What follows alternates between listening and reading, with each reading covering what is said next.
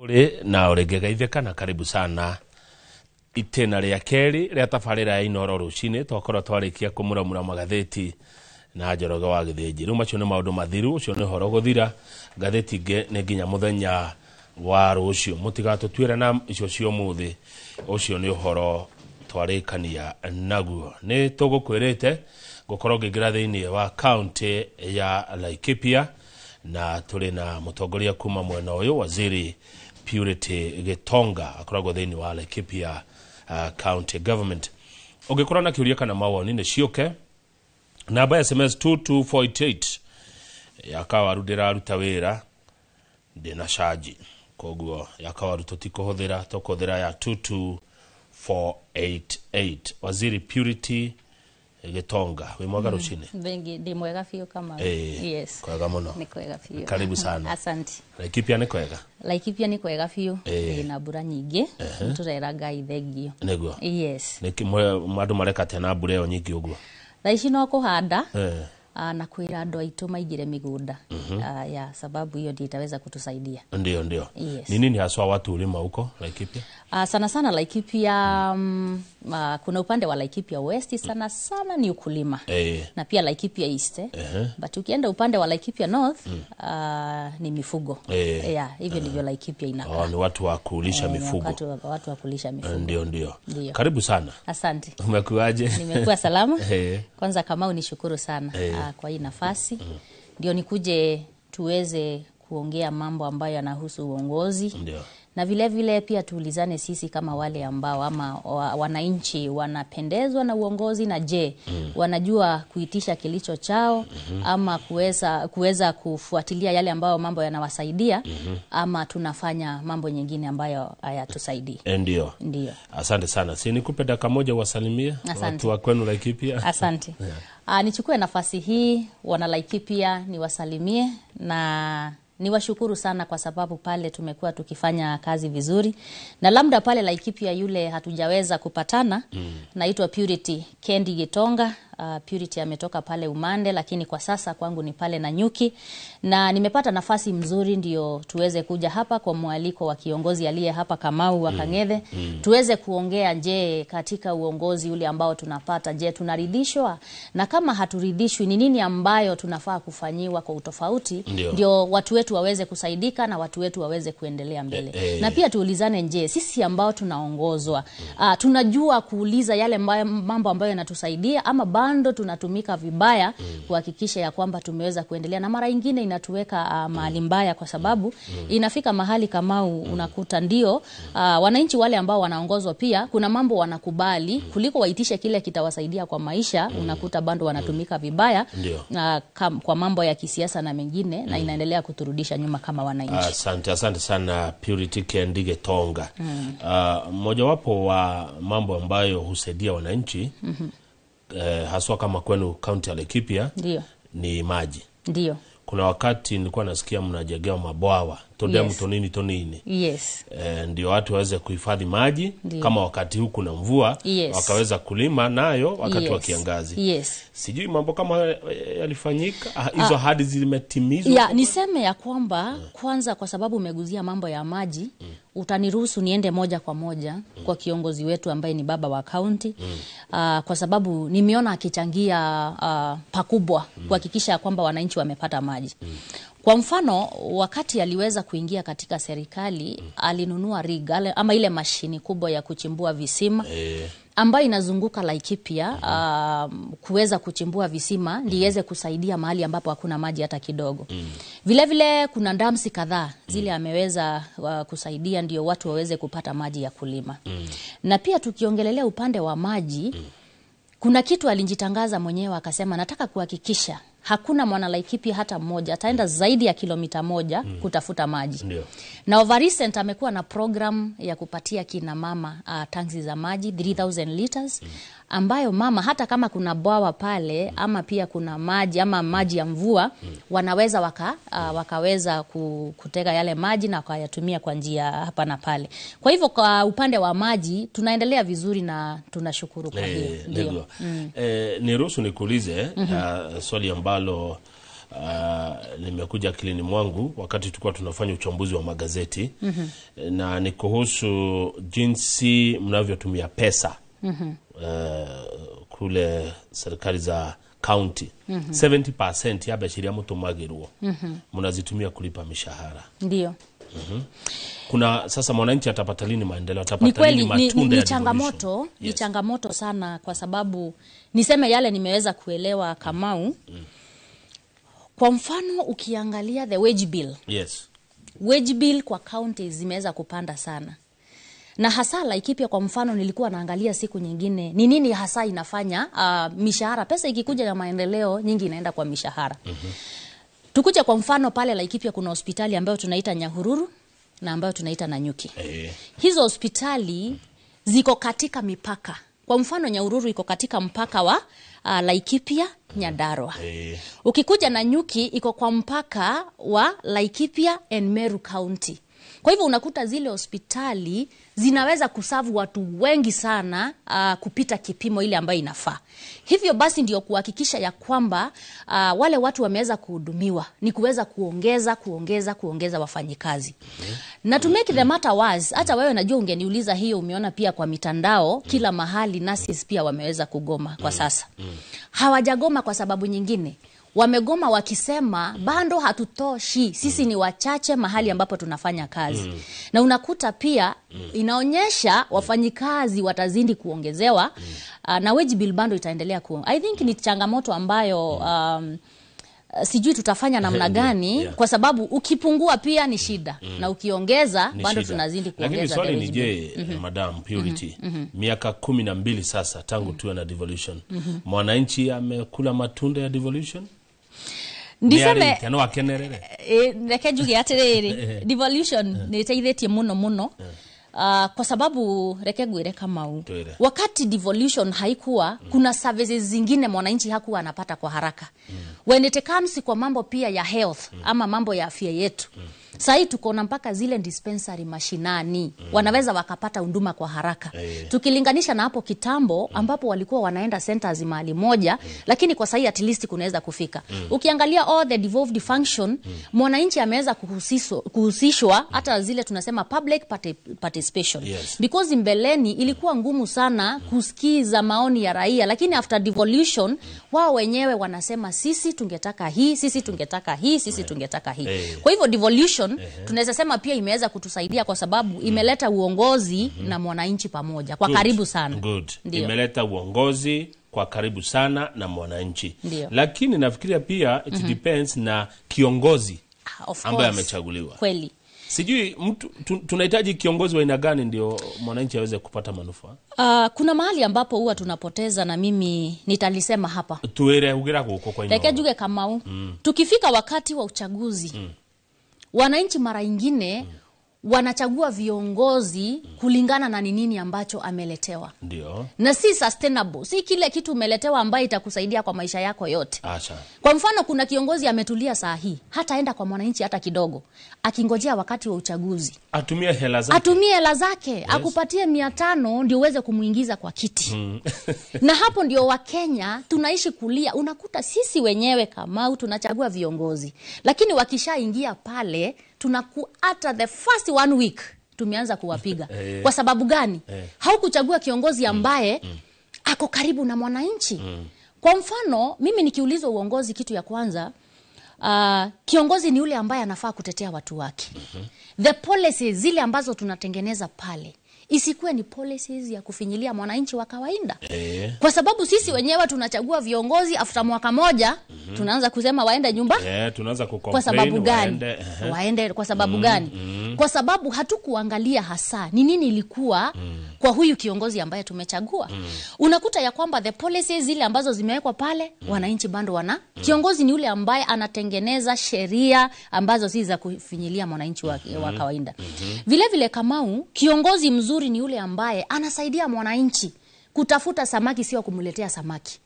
Na mimi huwa nasikia vibaya sana wakati kwa mfano utakuta kiongozi ametembea na kile kitu anaweza kuwaletea wananchi, wanaambiwa waweke line mrefu. Ukitoka pale njioni unaenda nyumbani na unga kilo 2 na maharagwe kilo 1. Na unaenda ukishangilia ya kwamba tumeletewa sijui tutasema ni maendeleo ama ni nini. Tumesaidiwa sana. Na unakuta ile pakiti ni ya siku 2. Na ungeenda kibarua hata hiyo siku peke yake ungepata hata zaidi. Hebu sasa tueleze Kendi. Huyu mwananchi ambaye yuko pale mashinani. Ndiyo. Kwa mfano kule kwenu Laikipia. Hebu nitajie vijiji kadhaa za Laikipia. Kwa mfano Laikipia pale tuko na ward 15. 15 wards. Kwa mfano nikikuja naweza chukua ward moja, niseme hata kama ni pale Salama ward. Salama. Tukienda Salama ward, tunaweza sema kuna vijiji kama vile Kiamariga, kuna Pesi, kuna Muroko, kuna Dhome. So vijiji ni vingi. Haya. Nego good. Asante. Ward 15 tumetaja hizo vijiji ziko pale Salama. Yule mtu ambaye ako pale Kiamariga. Umesema Kiamariga? Yes, tunaweza tumia Kiamariga. Ndio. Kama ya Nyeri. Kwena Kiamariga. Pesi na Dhome. Ndio. Anahitaji kufanyiwa nini? Yes. Na kiongozi. Ndio aweze kujimudu kimaisha.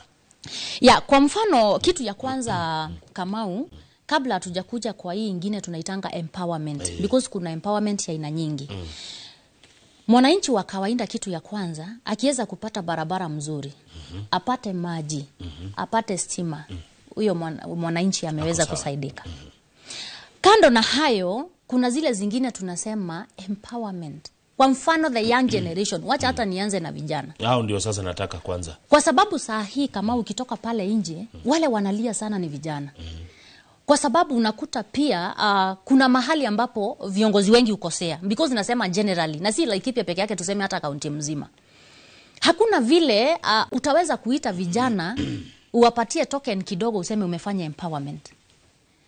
Na saa hii ndio unakuta vijana wengi wanalia, hawajui wafanye nini, because hatufanyi vitu vile inafaa kufanyika. Kwa mfano, hauwezi ukachukua mipira uite vijana wote uwapatie mipira useme hii ni empowerment. Hawezi ukasema hiyo ni empowerment. Na unakuta kwani empowerment ni nini? Empowerment kwa mfano, kuna many programs zinaweza kupropel the young people. Kwa mfano, wacha nieleze mahali ninafanya kazi kama waziri wa administration. Kuna kitu tunaita Youth Enterprise Fund. The Youth Enterprise Fund inasaidia vijana wengi, lakini bando tunaangalia vile tunaweza kuwa na youth fund ambayo kijana anaweza akaenda pale aombe pesa na serikali iweze kuwa garanta. Kwa sababu ukisema ni youth fund enterprise yote pia unakuta bando si vijana wote wamefikiwa. Lakini kwa sababu leo tunaongelelea uongozi kwa jumla, kuna yale mambo tunafaa kufanya kuhakikisha hawa vijana wetu tumeweza kuwasaidia sana. Mambo ya talanta, na hii ni kwa viongozi wote, tuifanye Laikipia, tuifanye kila mahali. Kuna vijana wengi wako na talanta lakini bando tunajua vile. Kama the other day tulikuwa na Miss and Mr. Tourism. Lakini pale kulikuwa na nafasi ya vijana wengi kujionyesha. Ni wengi wamekuwa na talanta, ndio wamesaidika, lakini kuna wengine bado tunahitaji viongozi wote waweze kushikana kila mtu mahali yako ndio tuweze kuangalia vile vijana wetu watasaidika. Hivyo basi mimi kama Purity ningeulizwa tukue na ile na nini Kenya mzima, kwa sababu vijana si wa Laikipia peke yake. Kukue na youth fund ambayo mimi kama kijana nitaenda pale kama nahitaji pesa fulani ya kuanzia kabiashara ama kufanya kitu ingine, haina sheria mingi, zile tunaita collateral. Kwa sababu yule kijana ataitishwa, tuseme umeambiwa leta title deed. Yule kijana hajafika wakati wa kupewa title deed, hana. Lakini tukiweza kuwa na fund imekuwa set aside. Na hii pia ningeomba pia ianze from even the national government. Ndio wale vijana wakienda pale akiomba ile pesa, the only kitu anaweza akaitishwa ni identity card. And the government ikuwe the guarantor. Na kuwe na nafasi. Na si ile pesa kidogo ukiapply unakuta tu ni 500 ama 1000. Hakuna kitu inaweza ikasaidia. Pesa mzuri ambayo msomi anaweza kuja akachukua kabla apate the white collar jobs. Anaweza akafanya moja. Lakini mheshimiwa Kendi, si tumekuwa na hizo funds. Sasa kuna Hustler Fund. Zamani wakati wa Kibaki kulikuwa na Youth Fund, wakati wa Uhuru pia kulikuwa na Youth Fund. Kwa mfano kama vile nimesema, au kama vijana hawaja inuliwa na zimekuepo. The Hustler Fund, nashukuru kuna hiyo Hustler Fund. But again, ukiwa the first timer, ukienda kuapply, utakuta unapewa hata 2,000 ama 3,000. 2,000 ama 3,000 bando ni kidogo. Haiwezi kasaidia kijana anaanzia maisha kama sasa hivi ile Kenya iko, useme 5,000 inaweza ikakusaidia mahali. Sasa ungependekeza ikuwe tofauti kiaje? Ikuwe tofauti ya kwamba wainuliwe kitofauti aje sasa? Kwa mfano, kama the minimum 100,000 a young person can get, at least 100,000. That one inaweza leta mabadiliko makubwa. Yes. Tuseme wewe Kendi ukapewa pesa. Billions. Ukaambiwa simamia hii pesa. Saidia inua vijana. Yes. Ni mambo kama gani utapendekeza? Kwa mfano, kuna programs ambazo zinaweza zikasaidia vijana sana. Na mimi nasema out of experience. Yes, please. Nikipewa ile pesa niambiwe sasa inua vijana, unajua hawa vijana pia they have great minds. Ni watu wanaweza sema sisi tukisaidika hapa. Kama wakati mwingine nikitembea unasikia vijana wanasema sisi tunataka program ya kuwa hata na mbuzi za maziwa ama ng'ombe za maziwa. Lakini hiyo pesa ku-access unless unajua sasa the problem with young people, mimi ningesema kila mmoja apewe individually. Kwa nini kama unasema hivyo? Mimi Purity nimefanya finance. Kamau tuseme wewe umefanya tuseme hata nursing kwa mfano. Kuna mwingine amefanya mechanical engineering. Kama ukiambia wale vijana waungane pamoja wafanye one thing in common, they will never agree. They will never agree. By then ni kweli ndio kila mtu akona ametrainiwa kivyake. Kama mimi Purity nikiulizwa mimi naweza fanya napenda biashara sana. Mimi ni mwana biashara. Lakini ukienda uchukuane na kijana mwingine, kuna mwingine atakwambia mimi am an electrical engineer na mimi ningetaka kuwa na nduka yangu ya kuweka mambo ya vitu kama hizo. Lakini ile pesa ikuwa ya kwamba kwa sababu huyu kijana ni mtu akona akili na amesoma na akona ID, ile pesa anaweza akaipata individually, not as a group. Because hiyo group ndiyo imefanya vijana wengi wanasema serikali haitusaidii, lakini kuna pesa nyingi sana inaitwa Youth Enterprise Fund. Ebu mweshe. By the way, sijui fikiria hivyo. Kwa nini watu waliwekwa kwa makundi wakienda kuchukua pesa? Ilikuwa ni kwa nini ati mshikane sijui vijana 10, vijana 20? Siwezi nikaelewa the reason behind it, but imekuwa changamoto sana. Because pesa iko pale. Na intention ilikuwa ya kusaidia hawa vijana. Lakini unaambiwa Kamau mshikane na Jimmy, mshikane na Kendi, Mase, na Karaja wa Meki na Kiprono. Ndio. Which is not sustainable. Because unakuta vijana wengi wanasema serikali, for example pale county tuko na Youth Enterprise Fund. Na ukienda vijana wanasema sisi hatujasaidika, lakini pesa iko pale na ni ya vijana. Ni kwa sababu vijana kuwaweka 10 pamoja, they cannot agree. So ni kuangalia vile ambavyo tutaweza hii pesa iwekwe ikitengwa ya vijana, mtu anaenda anasaidika. Lakini akipewa peke yake, tukipea Kamau peke yake ama Kendi peke yake, tutamfuata aje? Lakini vile ungefuata group ndivyo ungefuata pia Kendi peke yake. Kwanza kwa group ndio inakuwa ngumu sana. Kwa sababu tukiwa group tukishindwa kulipa utawafanya nini? Tutatoroka. Hakuna kitu tutatufanyia. So ni vizuri tuweze kuangalia maneno kama haya. Ndio. Okay. Na vile tulikuwa tunaongelelea about vile tunaweza tukainua watu wetu kama kina mama vile na wazee. Na nianze na wazee kwa sababu the boy child they feel kuna Women Enterprise Fund, kuna Youth Enterprise Fund, lakini wazee wako na mashamba.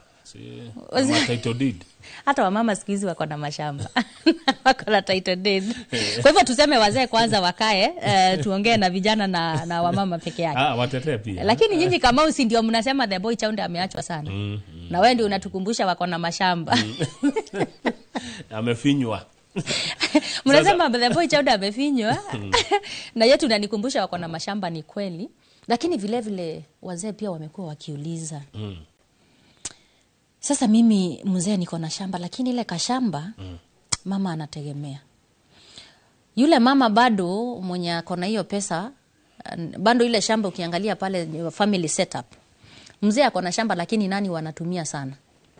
Aidha mama na watoto wake. Sasa mzee anauliza mimi ambao nimefikisha miaka 30 mpaka miaka 60. Mimi ndio mwenye kulipa school fees. Mama anahitaji kukaa vizuri. Na mimi nimeangaliwa namna gani? So again, it is very important wakati tunaongelelea about empowerment, tusiache the boy child. Kwa sababu wako na majukumu. Na kama ukiangalia kwa saa hii, sorry to say, wale hata wengi wanaondoka duniani kwa haraka ni wazee. Kwa sababu wako na pressure na maneno mengi. Kwa hivyo hata ninapoongelelea about youth and the women empowerment, hata wazee tunafaa kuwa na jukumu ya kuona jinsi ambavyo tutaweza kuwasaidia. Lakini uzuri ni kwamba hii nimesema ndio niweze kupeana information, wazee pia waweze kushikana kwa vikundi, because government again kwa vijana ndio nisema kuna ugumu, kwa sababu vijana kuungana pamoja inakuanga gumu sana. Lakini wamama wako sawa. Wamama wanajua kujiunga kwa vikundi na wameweza kusaidika kwa vitu mingi. Vile vile wazee waweze kuungana, kwa sababu kuna pesa inaitangwa revolving fund ambayo wale wameweza kuungana wameweza kusaidika sana. Ndio hata wengine wakisaidika wazee wasibaki. Lakini sasa hawa wazee wakiungana, kwa mfano tuchukue kwa mfano kwenu, kwenu county ya Laikipia. Wazee wataungana ndio wafanye nini? Ni project kama gani? Mzee Kamau na mzee Jimmy na mzee Gitonga wataenda kufanya kwa pamoja. Wakiungana kwa pamoja, unajua kwanza kama kuna watu wanakuanga na program mzuri ni wazee. Kwa mfano saa hii tunaenda tukielimisha watu wetu tukuja kwa upande wa ukulima, kwa sababu mzee yeye akiwa pale nyumbani akiwa amefanya ukulima mzuri, yule mzee anaweza kusaidika sana. Kwa mfano jana tumekuwa mahali kunaitwa Marmanet, na tulikuwa tunaonyesha watu wetu jinsi ya kupanda kahawa, kwa sababu kahawa sasa tunaita the green gold. Na wazee wengi walikuwa wana ile tamanio ya kwamba how can they get even funds ndio waweze mashamba yao kurudisha kahawa kama mbeleni, kwa sababu watu walingua kahawa wakifikiria, na ni kweli haikuwa na pesa wakati huo. Lakini saa hii iko sawa. Kahawa saa hii is the best kuipanda, kwa sababu hata umeona pesa imeweza kuwa mzuri. Lakini walikuwa wanauliza, tukiwa empowered sisi kama wazee, na unajua mambo kama kahawa, hiyo wazee ndio sana sana wanawezana na hiyo maneno. Na uliona waliebrace kabisa, kwa sababu mkutano ilikuwa wazee tupo. Kwa hivyo ni program kama gani? Kwa mfano ukulima mzuri, wazee wanaweza ungana wakapata pesa na wafanye ukulima mzuri. Kama saa hii tuna advocate wakulima, haina haja kukaa na ng'ombe 50 zile metingoe. Whereas unaweza ukakuwa na ng'ombe ya maziwa mzuri. Kwa hivyo hawa wazee wanaweza ungana namna gani at least wapate pesa ya kuwasaidia kuwa na ng'ombe za maziwa nyumbani.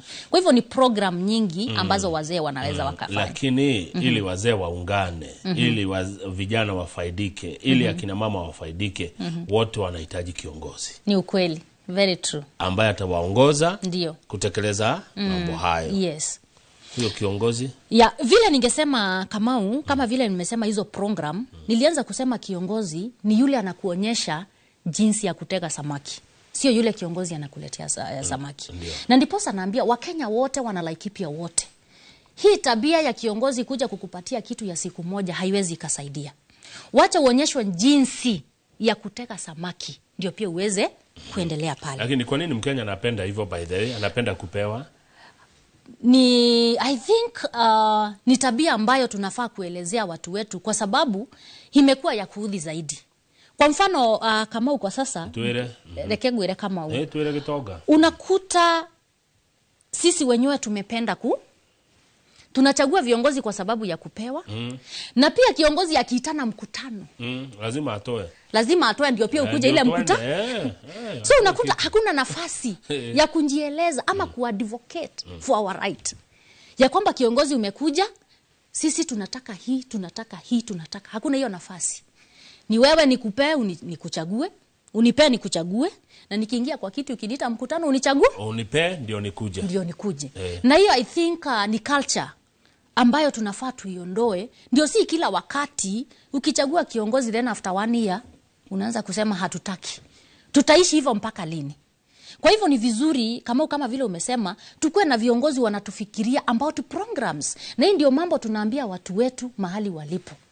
Watu wetu kwa heshima kubwa, wacha tuangalie asa ile mambo ambayo inakufaidi wewe, inakufaidi mtoto wako wa baadaye, na pia generation to come ndio waweze kusaidika. Alafu pia wajiulize hizi pesa ambazo huwa tunaitisha viongozi. Ndio. Huwa tunajiuliza zinatoka wapi? Kushina jeshi. Shina jeshi keni mheshimiwa watotiga atea. Anakemehara ni marakugeithia. Turenda kindu. Na ukikataa kuwapatia magakwira ni tugacemania 2027. It is as serious as that. Niliona mwingine alikuwa na amejitolea kabisa. Akapeana siji ilikuwa 1500 wakunywe chai. Ndio. Alitukana kwa social media sana. Nani amejitolea? Ni kujitolea. Na ile pesa si ni ile tu nangangana Kamau kidogo kwa sababu kuna mahitaji mengi. Lakini ndio tunaambia watu wetu hii culture tunafaa tuiondoe. Kwa sababu kama jana mahali tumetoka governor akauliza kama yeye ni mkulima wa kahawa sana na ni mkulima pia wa wanyama wengine mzuri ambaye Joshua Irongo. Na akasema mimi kando na ile kitu napata kwa mshahara yangu lazima nihakikisha nimelima zaidi kwa sababu adoito no ginya makwira toshinekeni ukiwa governor. Because kama hatafanya hivyo utakuta ametumia pesa ambayo ingetumia ya nini? Ya county ya barabara nini. Kuavoid kufanya hayo yote ni lazima tuweze kujituma. Kwa hivyo ni vizuri tuambie watu wetu tuangalie hasa ni nini tumewekewa kwa meza ambayo itaweza ikatusaidia. Kwa sababu haina haja uuze kazi ya mtoto wako ama watoto wako wakuje kusafa baadaye kwa sababu ya shilingi 1000 ama shilingi 500. Asante. Thegio twabe tuthie break ni togocokereria muroreri studio tuna Purity Kendi Gitonga. One waziri Korea county ya Laikipia. Unywaga kero chine Purity? Gashaide sawa. Gashaide sawa. Aya ni kureherwa. Muroreri ndugathi haraihu ne turacokereria.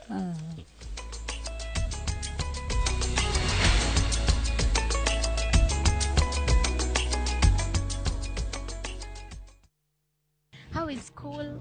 How is everything? Yo, Schoolflix lovers! Just when you think you've seen everything Schoolflix has to offer, I have a dream. A very beautiful dream. Prepare to be blown away this holiday season. What? Exclusive brand new Schoolflix movies are here. Log on to viewsasa.com now and discover the new Schoolflix movies.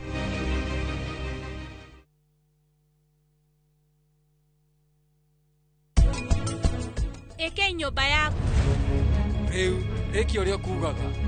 Nie ndirauga kanyumba gaku ni kanini. Nie ndiraugaga kinyumba kiria wikaraga ni kinene muno. Kinyumba kingi korwo eka-ini imwe.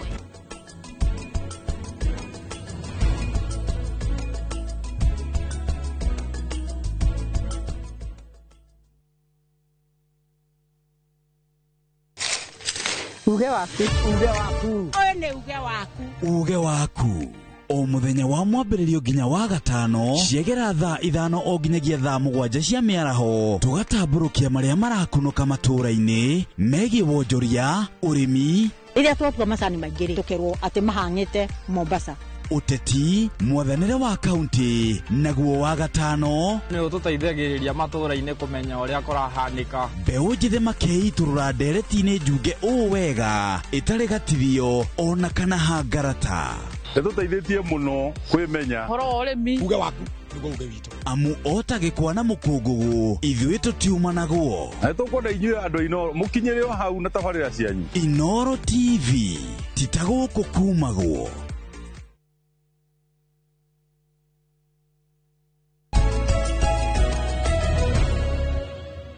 Akiri horo mwega ucio twagicokereria twina Purity Kendi Gitonga kuma kuria county ya Laikipia turorete wikere karia gutiriha dereti eno na Purity derero gugeithia muno watu wanakusalimia hapa wanakuona na wanafurahi sana watu wengi sana niko na jamaa anaitwa Washira wa Wamboi kama ugwito gicagi-ini Laikipia West mwena wa Salama Ward Gano-ini kindly ask the lady what is the current leadership thinking about Mafarafara Salama Turumuruti Karamtoni via Gano-ini guthie pesi fethi kutinya ndarwa Washira but no ukiutie na njira nguhi hihi ni mukona kirwita collective responsibility hihi horo wa mafarafara tondu ndio kire thirikari ni kendi what happens njiraga andu makoro makimenya who does what. Sababu kama ni mara nyingi wakati unatembea mashinani mwananchi anaweza kutana niambie Purity stima na anajua for example hiyo ni ya area MP. Vile kunafanyika katika barabara zetu, it is kama vile umesema ni collective responsibility. Na kunakuwa na barabara za national government, kuna barabara za county government. Na vile inafanyika, ikikuja ifanyiwe budgeting, ile budget inaenda to the county assembly. Ikienda county assembly, the MCA wanapitisha budget depending na the need ya yale mambo wanataka kufanya pale mashinani. Na wananchi wanaitwa participation, wanaelezea ya kwamba priority ya barabara yetu ni hii na hii na hii. Na kupitia wale viongozi tuko nao mashinani, wanaweza kufanya zile barabara kulingana na priority. So ni vizuri wananchi wajue barabara gani imefanywa na hii haijafanywa itafanya kwa muda gani. Okay. Lakini vile vile it is my responsibility in administration kuweza kufikishia my governor nimwambie ya kwamba area fulani wananchi wamesema kuko hivi na hivi, na najua kwa sababu he is committed ataweza kuangalia hiyo maneno wakiungana na viongozi pale mashinani ambao tunaita the area MCs. Kwa hivyo hii public participation ni ya maana sana. Ni ya maana sana. Si kitu ya kupuuza. Si ya kupuuza. Na ni vizuri pia wananchi wakati wanaitwa public participation wanaweza kuelezea ile kitu ambayo ni ya priority kabisa. Najua ukienda public participation, of course ni right ya mwananchi kwa sababu it is their right kuwa na barabara mzuri, it is their right kuwa na maji na kila kitu. Wanaweza wakataja barabara zote mingi, lakini unakuta depending na ile budget ambayo ilipitishwa pale, inaweza ikafanya barabara hii na hii peke yake, ingine ingoje another financial year. So unakuta kitambo ingoje, of course si barabara utakuta si mzuri na wananchi watalalamika. But it is again even the responsibility of every leader kuhakikisha kwamba barabara ziko sawa, na hiyo niseme kwa sababu tuko na viongozi ambao they are committed, zitaweza kuangaliwa. Good. Wewe ukiangalia sio kwenu tu sasa. Hawa viongozi wetu ambao tulichagua na ni wengi sana. Are they doing the right thing? Kuinua mwananchi. Are they doing the right thing? Kuweka pesa, Yes. yani kuhakikisha mwananchi amepata pesa. Sababu unakuuliza hivyo, najua mimi huingia mashinani kusema kweli unapata shida, tabu. Ndio watu walikuwa wanasema ati Wakikuyu ni matajiri. Ati Wakikuyu wako na pesa. Ai, mimi nimeingia mashinani. Hakuna pesa. Hakuna gutiri besha kuria. Ciathire ko. Ni ndio urakora andu no thina kurira. Najua watu husema ati Kikuyu wako na pesa. Hakuna. Yes. Yeah. Kibrono hakuna. Hakuna Pesa sijui ilienda wapi. No, viongozi are they doing the right thing? Warora. Let me say, katika uongozi kila kitu inakuwa mchanganyiko. Kwa sababu kama vile tumesema, kiongozi anafaa kuwa a good representation ya yule mtu ambaye anawakilisha pale. Na mimi ningeadvocate even the leaders wale ambao tuko na wao hata kule national government, because huko ndio determinants ya kila kitu. Watunge sheria ambazo zitaweka watu pesa kwa mifuko. And we are advocating for that. Because kuna many determinant ya kukosa pesa. Wakiweka sheria za kuweza kupunguzia wananchi a lot of burdens, tutakuwa sawa sawa. Hiyo I don't have any doubt for that. But again, pale pia tuko na viongozi ambao kila wakati wanajua jinsi ya kuweza kusaidia mwananchi, kwa sababu hawawezi wakatoshana wote. Na sitataja huyu na huyu, lakini inakata across. But kabla niende kwa hayo, ningetaka kueleza some of the programs ambazo wananchi pale wanafaa kuhakikisha. Tuseme, acha nikuje kwa county government first. Kwa county government, kuna pesa ambazo wananchi wanafaa kuaccess. Kama hii nimesema revolving fund, wengi hawajuangi how to go about it. Ni pesa iko pale, lakini kuna vikundi wanaendelea na hawajajua kuweza kuapply ile pesa. Na vile vile kuna pesa tunaita Women Enterprise Fund, vile vile iko pale, na kama vile nilisema Youth Enterprise Fund. It is good kutake advantage ya kufuatilia, kujua ya kwamba kama ni registered group wameweza kupata ile pesa. Vile vile Kamau, because administration cut across, niseme kila kiongozi na kila sekta kuna pesa yake. Ndio. Lakini ni vizuri pia responsibility ya every leader kuutilize ile pesa vizuri. Kwa sababu kuna wengine because tunaongea tuki cut across, utakuta empowerment inatoka kwa kiongozi mmoja huyu, lakini ukikuta kwingine hakuna kazi inafanyika. Why? Kwa sababu ya mentality ya the politics of 2027. Unakuta zile mambo watu wanafanyiwa, it is not the right thing. It is not the right thing.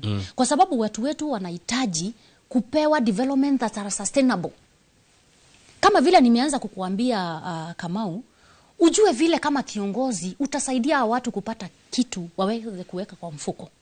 Lakini si kungojea kwa sababu ya PR. Kuna vitu tunaitanga PR. Juu ya uchaguzi unaokuja. Because nataka watu wajue purity sana na wamjue. Unaenda mashinani na vitu hakuna. Na maharagwe yenye haivi. Kwani unajua hii maneno? Uliambiwa wanaletewa maharagwe haivi. For sure. How can you parade akina shosho vijana hapo the whole day as a leader, the whole day kutoka asubuhi mpaka jioni wapatie maharagwe. Unampatia maharagwe shosho, ananunua makaa ya 500, umempea maharagwe ya 100. Ile 500 inaisha akipika nini? Maharagwe ya 100. Why? 3 hours na haita hivyo. Lazima purity aende na kitu pale ajulikane. It is not about kujulikana. Fanya kitu moja ambayo ita transform the life. Hata kama ni mtu mmoja umebadilisha maisha yake for good, the better. So that's why nimesema ni vizuri Kamau, viongozi tuweze kuwa na utu. Acha niseme tuwe na utu. It is not about purity 2027.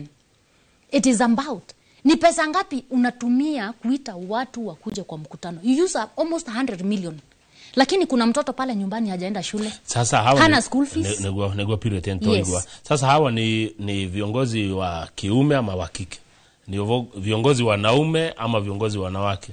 Unajua nikisema hivyo kwa sababu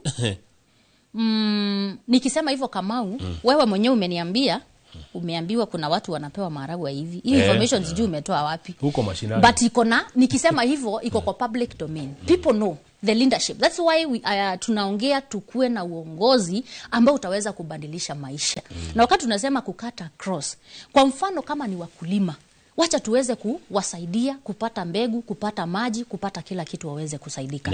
Vile vile kama ni wale wanabiashara, tuwasaidie kupata pesa ya kuwasaidia, lakini si kufanya kitu ambayo mtu atafanya kwa atakula kwa siku moja, kesho yake hana kitu ya kutumia. Na hapo ndio we go wrong. That's why tukiweza kureduce our people wakuwe beggars, hatutaweza kuendelea. Na watu watakuwa wanalia hatuna pesa kwa mfuko kwa sababu hata sisi tumekubali kufanywa vitu ambazo zina maana. Kwa wakati huu wewe Purity Kendi Getonga uko upande executive. Yes. Sindio? Ndio. Siku moja utajipata kwa upande wa legislature.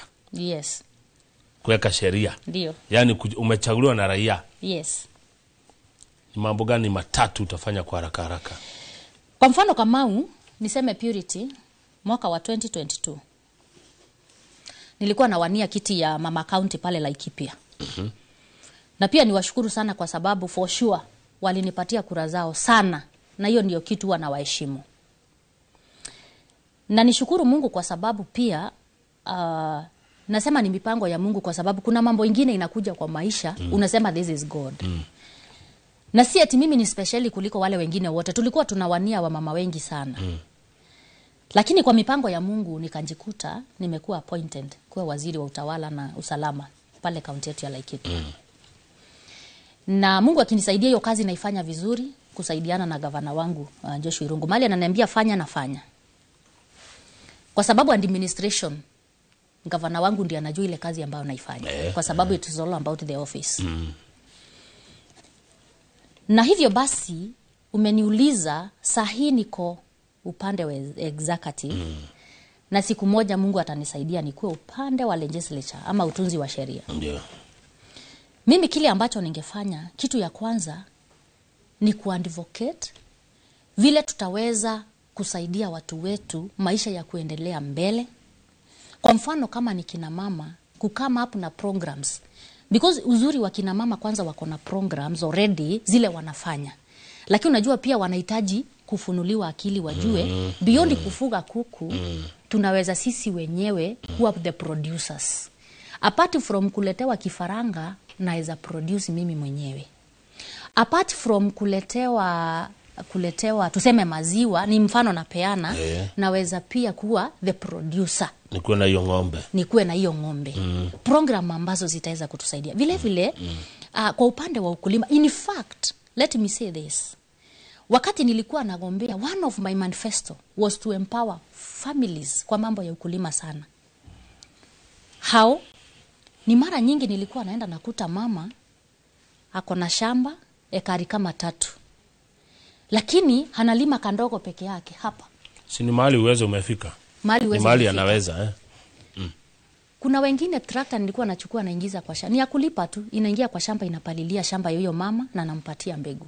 Yule mama in the rest of the life. Hakuna siku atakuja kusema nisaidie nipe.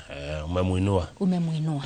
Such programs zenye tunasema ni sustainable programs, ambayo nikikusaidia leo hautanihitaji kesho, utakuwa unawasaidia wengine kama 20. Kwa mfano, ukienda mahali kunaitwa Chuma iko Tigithi. Ni hiyo moja out of wengi. Nikakuta huyo mama alikuwa na ekari kama 5, lakini yote ni nyasi, ni uwanja. Nikamuuliza mama, alikuwa ametuita harambee ya mtoto wake. Nikamuuliza mama, nimeona uko na shida kidogo. What is your problem? Akaniambia sijui mudhuri wake ni akuire na ako na shida hii na hii. Nikamwambia vile tutaweza kufanya. Unaweza ukakuwa mkulima? Akaniambia ndio. Tulichukua trakta nikaenda nikakodisha ikaingia kwa shamba yake. Nikamuuliza ungetaka kulima nini? Akaniambia viazi. Enda saa hii Chuma, huyo mama wale watu anapea kazi kwa shamba yake ni wangapi? Nimepeana hiyo kwa mfano kuonyesha ni kazi mingi tunaweza tukafanya. Tunaweza kuwa even producers ourselves rather than ile kitu ambayo utatumia kwa saa hii na inaisha kesho yake. Kwa hivyo ni mambo mengi ambayo najua tutakuwa na nafasi ya kuweza kufafanua vile tungeweza kufanya. Ukikuja kwa vijana Kamau, ni wengi ndio wamesoma. Hata saa hii ukienda application, wakati advert inafanywa na the board, out of 200 advert, vijana wanajaza kama 6,000. Kwa mfano, the other day governor advertised kazi za revenue. Lakini out of 250, vijana 8,000. 250 ndio wameweza kuchukuliwa. Hao wengine wote wataenda wapi? 7,000 na hiyo wengine wataenda wapi? Ni vizuri kwa sababu wako na ideas. Lakini wengine hawana wakumshika mkono waweze kuinuka. So kama mimi ukiniona hapa kwa mfano, wakati nilimaliza my degree, na wengi wanajua pale Nanyuki kukuja kwangu nitakunulia kakuku kule. Nilienda nikatafuta kashi kidogo ya 100,000. Nikafungua kabiashara ambayo iliweza kufanya nika-empower wengi. Nikingojea Mungu anipee ile kazi ambayo hata ninafanya kwa sasa na zile ambazo zinakuja. Kwa hivyo hao vijana wanahitaji pia tuwashike mkono waweze kuinuka, sababu for sure mimi nikiwa na degree yangu, hata ukiniletea tuseme umeniletea net, that is just a social aspect. Haijaweza kunipropel kuendelea. Ni kunikipu busy tu pale kwa uwanja, lakini bando there is a life to live. Na hiyo ndio mambo tunafaa kuangalia. Sasa tukimalizia, Mheshimiwa Purity Kiandike Tonga, kuna wakati nilisikia huko kwenu Laikipia ndio mtu apate kazi. Kama wewe ni msichana, lazima afanye nini? Afanye nini kama umalizia? Si unaelewa? Yeah, what there is Kamau, it is very unfortunate. And I really don't support that. Kuna wakati hiyo mambo ilitokea ya kwamba kuna kazi zilikuwa advertised za revenue. Na unajua kawaida kuna wale wanaitangwa the County Revenue Board. Pale County Revenue Board, of course, iko na wamama na iko na wazee. Lakini wakati ilitokea, unajua pale at that level, hata niliona governor akiwekwa kwa gazeti that is sexy scandal rocks Laikipia, of which huwezi sema for sure, hiyo mambo hata ilimuhusu hata kidogo. Lakini hapa chini, kuna wale they were doing all that, unaona pale, unaelewa vile na maanisha. Na ikatokea ya kwamba, wasichana waliambiwa waende wafanye maneno ile wameitishwa kidogo, ndio waweze kupata kazi. Na vile vile tukaambiwa ya kwamba kuna wengine waliitisha pesa. It is very unfortunate because corruption si kitu mzuri at all. Na vile vile mwanaume pia kuambia msichana tukuja tufanye kitu fulani ndio nikupee favor, hiyo imepitwa na wakati. Na nishukuru kwa sababu in fact wakati governor alisikia hiyo maneno, the first step alichukua ni akasimamisha the board yote kwanza, akaisuspend, na pia akasema hata hizo interview na whatever wale wote walikuwa kazi wakarudishwa, isipokuwa kidogo wale nilisikia hapa na pale wametoka kwa sababu hapa na pale ambazo sielewi. Lakini Kamau, mimi from where I sit, because I'm in charge of public service, na niliambia hawa warembo wote wako Laikipia na wananisikia kwa sababu wengine wananifuata, isikawahi fika hata siku moja mwanaume yeyote kwa sababu amekupenda, sababu si ladies we are meant to be loved, akuja kuambia ndio nikupee favor fulani nifanyie hivi. Niliwaeleza na ninazidi kuwaeleza kama kuna kitu kama hiyo ama kunyanyaswa kwa ofisi, ndiposa niko pale, akuja anieleze tujue the reason, isitokee maneno kama hiyo tena. Vile vile kuitishwa kitu kidogo, yule atakuitisha hata mtumie M-Pesa kuja utuelete utuambie huyu ameniitisha, kwa sababu we cannot tolerate corruption, whereas tunangangana kupigana na corruption ambayo pia inaturudisha nyuma. Thank you. Ulikuwa dauge kwa heri. Kama kuna jambo ungetaka kuambia sijakuuliza. Unaona tumechanganya lugha sana. Na mimi nimezoea Kikuyu kila wakati. Lakini nashukuru pia kwamba nakutana na Wakenya wengine. Kuna wakati nilikuwa Laikipia nikaona kuna Waturukana, Laikipia tukorogo twe cosmopolitan county, to over 19 tribes na tuikaraga wega. But then nilifurahi sana kuwapata huko vile wanaishi. Makabila yote I was happy. Onaria gukite makojiraga purity wathie kou tatwire na githweri tondu rutirenda kuigua ri orauga. So reke juge thank you to all Laikipians. Na kwanza nishukuru pia uongozi, nishukuru gavana wangu kwa kunipatia hiyo opportunity for now, kwa sababu si kitu naweza sema ni jambo tu la kawaida. Nashukuru kwa sababu nilikuwa na yale maono nilikuwa nayo, lakini akaona ni vizuri anipatie nafasi ambayo Mungu akinisaidia nitamshikilia kabisa. Vile vile nishukuru pia wana Laikipia wote mahali mlipo, na ni asante, tuendelee kuungana pamoja, tufanye yale mambo ambayo yanatusaidia. Najua kuna changamoto katika maisha ambazo zinatukumba, ni wengi ambao wako na shinda hapa na pale, lakini kama vile naelezanga hata kwa mitandao yangu ya kwamba life is a journey, it is not a destination. Lazima tutoke from one step to another to another to another. Kunaweza kuwa kuna challenge ya kusema labda sina hiki, lakini ni kwa muda tu, kwa sababu ni process ya kila moja. Na pia nishukuru sana kwa ile muda ambayo mmeweza kunishikilia, na tutazidi kuwa pamoja na nyinyi. Hata wakati ambapo nilikuwa nawania kiti ya mama county, nilipata support kubwa sana kwenu, ni asante. Na kwa sababu tunajua kesho ni ya Mungu, tutaendelea kuongea na kuwasiliana, tuone vile tutaweza kubadilisha Laikipia. Na vile vile katika ule uongozi niko kwa saa hii, niombe tuzidi kufanya kazi kwa pamoja. Mahali kuna shida tunaitatua kwa njia ambayo inafaa, na najua kesho yetu itakuweza kuwa sawa sawa. Kwa hivyo asanteni sana Kamau. I don't take it for granted. Nishukuru kwa hii nafasi. Nishukuru pale Laikipia nimekuwa pia nikifanya kazi na pastors. By the way nakuanga mhubiri Kamau. Nikitoka hapa kwa mambo ya executive, tunaongea mambo ya mbinguni. Many pastors wamekuwa wakinipatia platform, tunaweza kuhubiri pale, tunaongea na watu wetu. Niweze kuwashukuru. Nimeona mheshimiwa washuka pale Iwamete, nisipomsalimia Kamau ataleta shida. Na ni rafiki yangu, sijui kutakuwa namna gani, na wengine wote asanteni na Mungu awabariki. Asante sana waziri mhubiri Purity Kendi Gitonga kuma county ya Laikipia. Akatokinya unegetha wagithijie ngire na umemerekia murihire Kendi Gitonga. Atura life is a journey. Life is a journey. Reke tutaurirwo na githweri Nelin Koni Jogu. Titagoko kumago.